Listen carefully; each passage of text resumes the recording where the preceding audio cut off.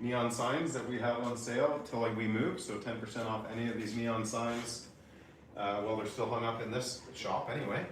And then over this way, we have been loading parts to sell below cost and at cost. Just collections of stuff that we've collected over the years that we don't send back, or we ordered thinking we use lots of. You know, this is a complete small block Chevy stainless header building kit. When we were building the Mindell Coupe, we ordered 2 just in case we needed extra pieces, so we never opened this one. Stuff like that. We've got things like fan shrouds for 69, 70 Chevelle El Caminos. We got beauty rings for 15-inch wheels. There's some, I think, second gen Camaro T-top moldings. Just random things that we're just finding in all different crevices everywhere in the shop. Down here we have triangulated 4-link kit, and we got some power window stuff. We got radiators. The girls have thrown in a bunch of detail products to get rid of that cost. Stuff like this we've taken off of a show car where we've switched to an electric brake system, so this is virtually brand new. It is leaking brake fluids, so we should probably put a rag under it. But yeah, all sorts of things. Dakota Digital, same thing. This was put in the Mindell Coupe, and then we got Dakota Digital to make a different one with different backlighting, and then we still didn't even use that one. So down at the detail storage shop, I have another one of these with a different backlight color, and this is to run vintage air.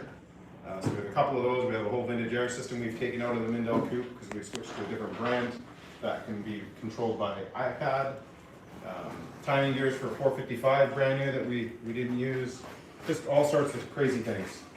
So yeah, so if you are in our area, come on by, send us a message if you want anything that you see or have any questions. We can try and help you out. And then anything that we have on the walls that we stock normally is all at cost until we move. And then let's go in the shop and see what's happening today.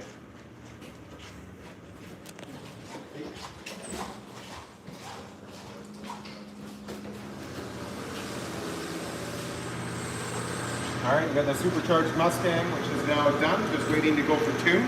So that's all back together. Over here we have the 340 Duster. And it's doing a bunch of work to it. It looks like somebody did a basic paint job restoration to this car, but really did nothing else. All the parts and pieces are all rusty and corroded and not in good order. So we've done a whole inspection on it, and it's a big grocery list of repairs. All the bushes are rotted out, kind of stuff like that. So just making it safe for the road. Still waiting on some front brake parts for it, of course, but other than that, should be good to go soon. Over here it's a 2024 Mustang. They sure make these look a lot more like Camaros now. When it pulled in, I thought it was a Camaro. I thought it was Pete's. Yeah, Camaro doesn't even have an engine in it right now. So this customer has supplied his own shifter, so we're doing a... Is this right here? No, Yeah, nice box back. Okay. So, probably a short drill shifter of some sort. So, yeah, Hurst shifter. So Dave's installing that. So he's got to pull the exhaust down and a whole bunch of stuff. Over here we have Kevin's 57. We converted this to automatic and took the automatic out of his 55 and made the 55 4-speed. And after that job was done, the engine wasn't running really good, and we replaced the carburetor 2 years ago. We rebuilt the car, I don't know, 6-8 months ago because of ethanol fuel, and we had to rebuild the car again because it sat for a few months while we've been waiting to get back to it. John's just wiring up the kick down for the Turbo 400 transmission right now, and then had an intake gasket leak. So he's replaced that. Well, we replaced the intake, put a nicer intake on it, cleaned it all up, and it sounded really good. I heard him go for a road test, and it sounded really good. So exciting to have that as that's out of the 3 Tri-Fives, this is the one that Kevin wants to drive the most. So that's why I went automatic, and we're just going to dial it all in for him. So it should be done here later this afternoon. And I think Ashley's out back in the shop in the back, sandblasting parts for something, so that's why the compressor's continuously running. So, and of course, I'm getting ready for the move, so we have tons of things everywhere. We're going through so much stuff. I think we talked about this last week, even just This was 2 weekends ago I started this, so Yeah. I'm trying to remember with the lives. It's hard to remember what we talked about. But anyway, out here we have the blue Bronco. We're waiting for a back window for it, and other than that, I think it's pretty much done to what the customer wanted us to do.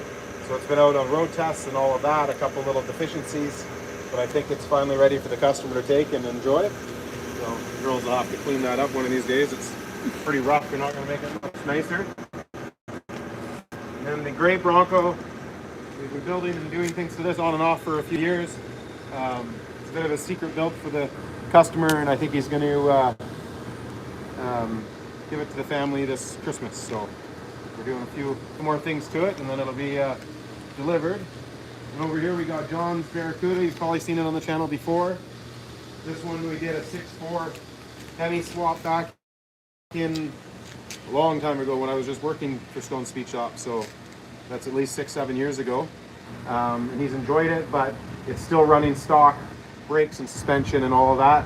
So we've sold him everything out of the Dart build that we had. So it's getting the Riley Motorsports front and rear suspensions built real strong, 8 3/4 rear end, mini tubs, and we're probably going to do a cam and lifters and intake like we just showed him on the Cornet. Or not Cornet, the Shane's car. Isn't that the Cornet? Is it a Cornet? Yeah, Cornet. Yeah. Too many cars. Anyway, yeah, the Cornet that we did, we bought that crate engine with intake and cam and valve covers, and that's one thing he wanted to do with this was to make it sound a little bit more old school. So we're going to quote him on doing that at the same time, but either way this car is coming right apart. It's getting the Willwood brakes and all that Riley Motorsports suspension and all that stuff, so that's pretty exciting. He just dropped it off. His Jeep was a no start. I think we diagnosed it for a shop out in front of us. Then you've seen Nathan's vehicle before. It's still sitting here. Someone just said hello from Calgary. Oh, hi from Calgary. A little warmer here in BC. Yeah. I'll be in Red Deer on Friday.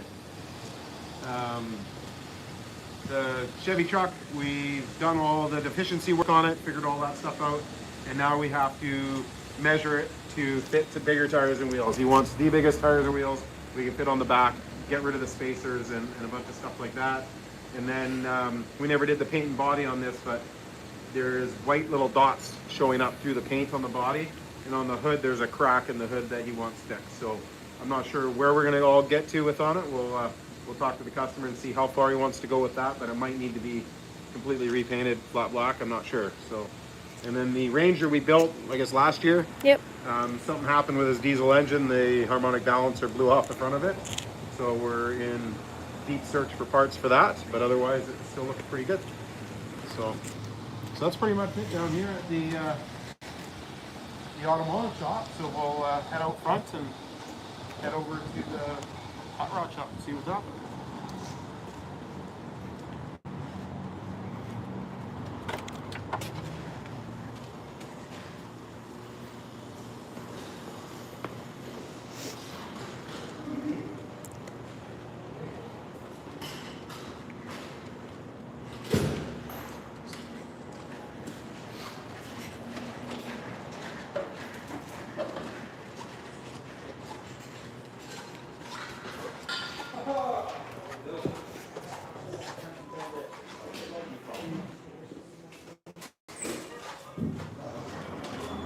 Where's the Bronco?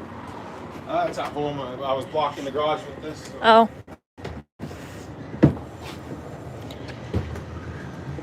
It's easier for you to get in anyway. Yeah.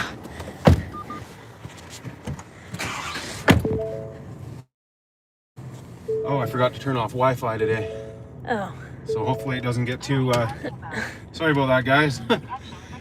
Normally, the last time I turned off Wi-Fi, so the whole video wasn't as good, but when we come and go from Wi-Fi, it really screwed it up, and then we lost half that whole video last time. Yeah. So hopefully this time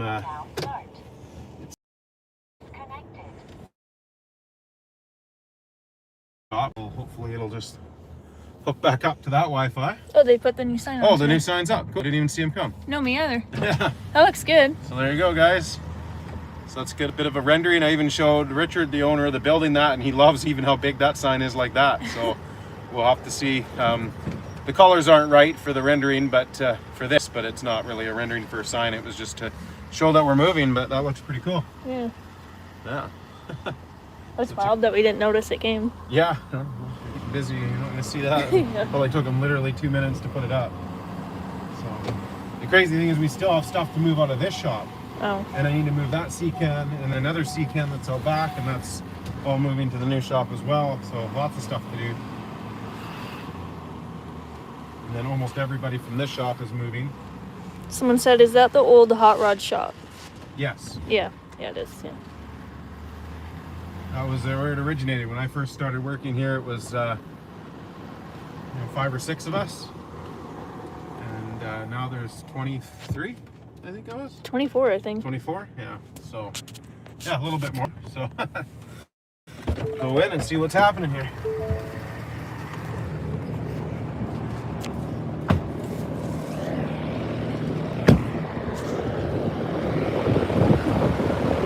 Doing some work to the shop truck. I think we showed the frame last week. Yeah. And now we're loading up all the automotive parts and bringing it up to the auto shop so the mechanics can work on it. 44 was supposed to go home last week, but ran into a couple little snags as always, and a couple little paint deficiencies because we never wipe these things down. We just kind of leave them as is until they're built because we don't want to keep scratching and micro scratching the clear coat.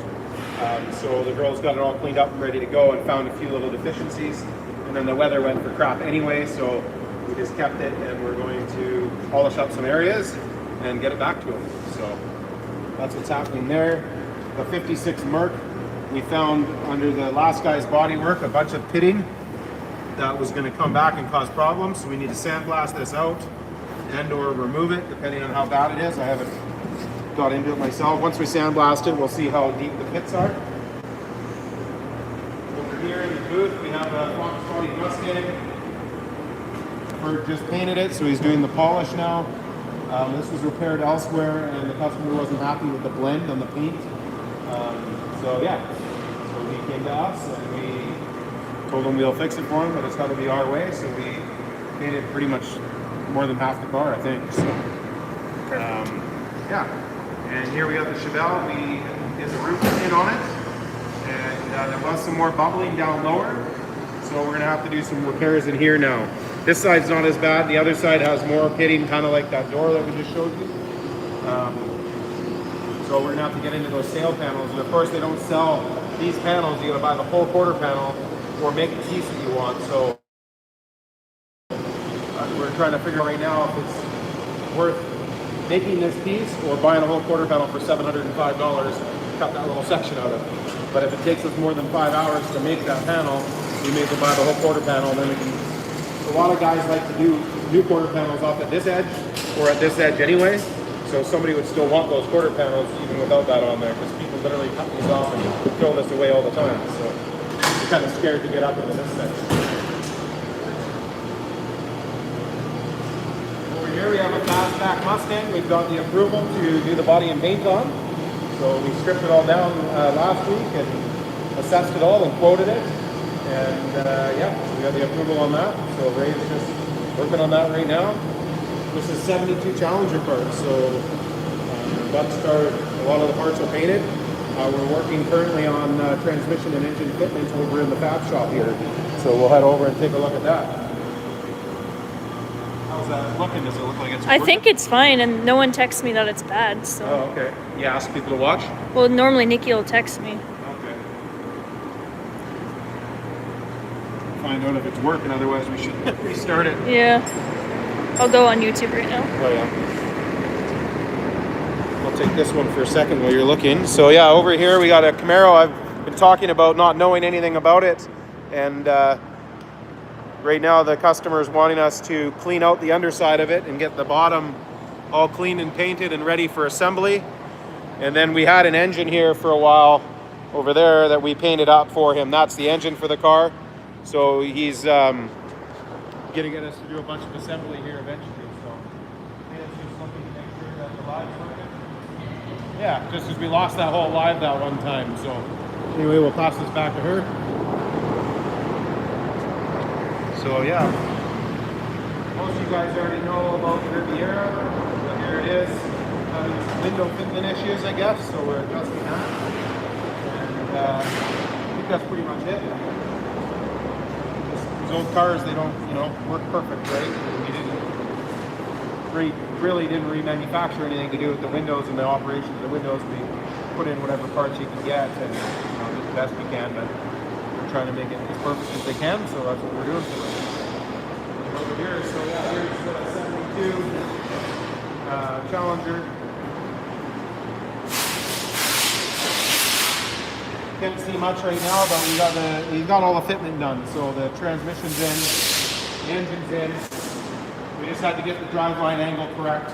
So Corbin's done that and built a cross member for it.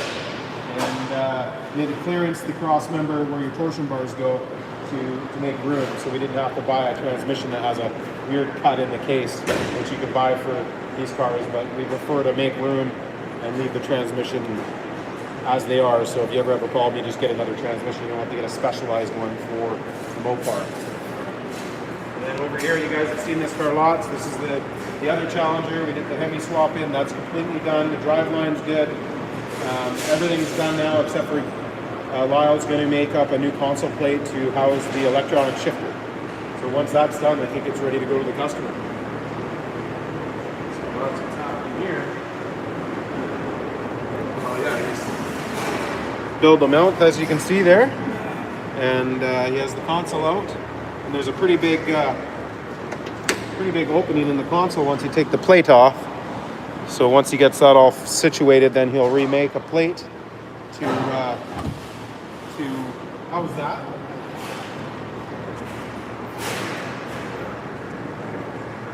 I don't think he has anything to do with it over here, so not much to look at here.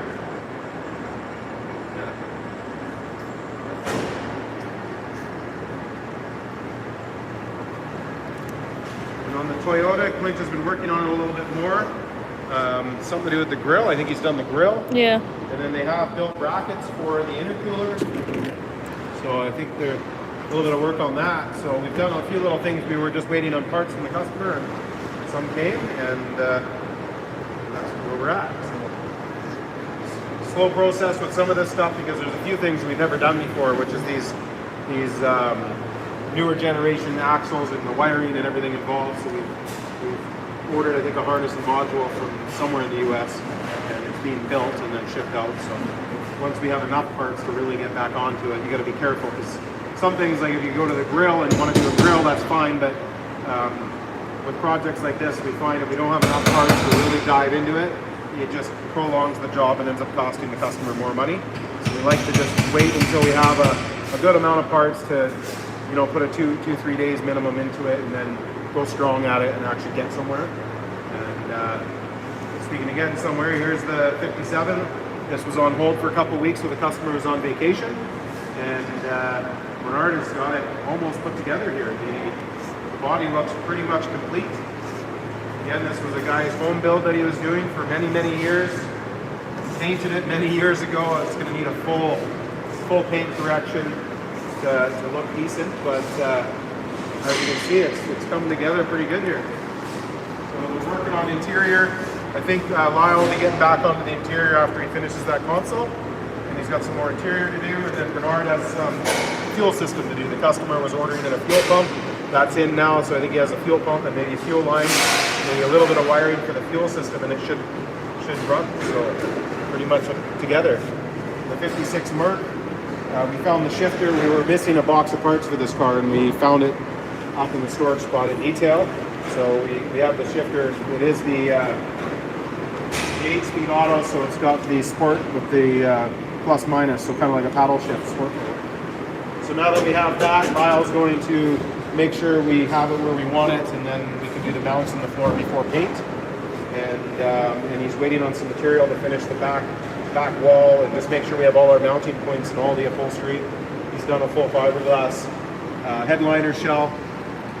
So we prefer to try and do as much as we can, of course, before it goes in for paint, so we're not drilling and screwing up paintwork. So that's where we're at with the 56. We ordered up some parts for this Corvette. We have the rear leaf spring getting rebuilt. Basically all the plastic guides and the leaves are getting changed. And then we have an exhaust kit coming for it. And then I think there's a few other little things for it. It's just a bit of a piecemeal job. It's not a lot of work, but it's just waiting for parts really is the biggest thing. So here's the rear end on this Camaro. That's going to get all cleaned up and stuff as well. And then I think he wants us to maybe rebuild it, change gearing. Not 100% sure. But yeah. We'll skip past the Lincoln. We'll head over to the Lincoln. Yesterday I did do some filming, so you'll see this in probably a month or so. But we have another customer now with a 67. And it's a perfect barn find out of Alberta. There's not a speck of rust on it, one dent in the whole body, but it's silver with red interior, and he wants it built a lot like this Riviera. Nice, perfect black paint job. And he wants a Coyote, 10-speed automatic, air ride, brakes, and everything. So I got up really early this morning and did a full quote for him, roughly like $175,000. So hopefully he pulls the trigger on that, and we'll have another Lincoln in here before this one's even done. So we'll head to the back here. We're going to be working on tying in the wheel tubs to the trunk. We have been getting parts for it recently, so that's good. We've got the whole air ride system. We've got a metal transmission pan for it. So we have a plastic pan. We've got the headers for it there somewhere. And as you can see, he's getting the trunk put together. So tie things in. Is there enough room in there for the air ride? Is it the thing? Yeah. And then of course it's all built for the Mustang tank. So yeah, coming along nice. And we actually are getting renderings of this car done. So I think we've talked about it in videos that you haven't seen yet, but there's renderings getting done of this car so he can pick the wheels and whatnot based by the renderings. So yeah, well, we can go out this door here. And that's pretty much it, I think, for today's live. We don't need to go down to detail for anything, I don't think. No, probably not. Yeah, all this stuff needs to move next month. So we got our business license. I videoed that the other day. Of course, you won't see that for a bit. So that was exciting when I was over at the new shop. They handed me the first piece of mail for Stone Speed Shop at the new location. Richard, the owner of the building, is working his ass off day and night to get everything moved out of the way. The electrician's coming next week. We have internet getting put in next week. We have the guys getting ready to do construction on the door openings to add more doors. I ordered the new bay doors earlier this week, I think. Yep. Cameras and alarm guys are going to be starting early next week, maybe the week after. So lots going on, and I've just been working evenings and weekends and as much as I can during the week here to get everything as ready as I possibly can. We're not moving out of this building. We're just moving this half of the shop out of this building and expanding the auto body shop. We'll probably use a lot of the shop for storage in the beginning, but right now we have a lot of auto body projects in storage offsite and want to get them on hand here so it's really easy for the guys to get to them. So yeah, that's pretty much it for now. We'll see you next Thursday. And